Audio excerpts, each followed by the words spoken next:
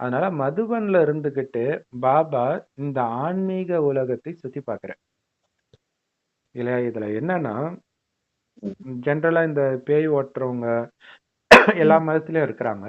அவங்க எல்லாம் என்ன சொல்றாங்க, ஸ்பிரிச்சுவல் வேர்ல்ட்.